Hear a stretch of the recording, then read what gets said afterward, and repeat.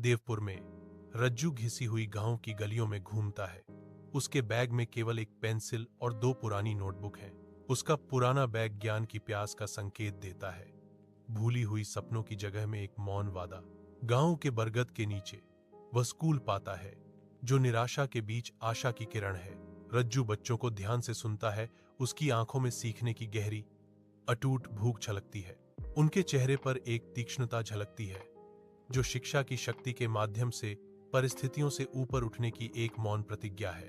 उसके चारों ओर गांव धुंधला पड़ जाता है, क्योंकि उसका मन उड़ता है, जो सीखने के सरल कार्य से प्रेरित है। देवपुर स्कूल विज्ञान प्रतियोगिता के रोमांच से स्पंदित होता है। बच्चे चार्ट और मॉडल दिखा रहे हैं। राजू अपनी फीकी वर्दी में देखता है।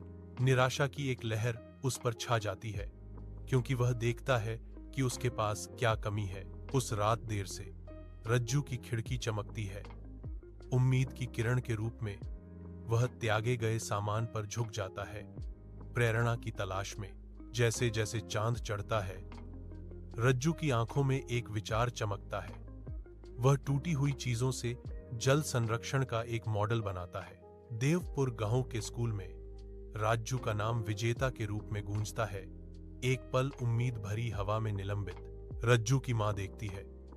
उसकी आंखें गर्व और राहत के आंसुओं से भरी हुई हैं, जो उनकी लड़ाई का मूक प्रमाण है। न्यायाधीश की आवाज जश्न में गूंजती है।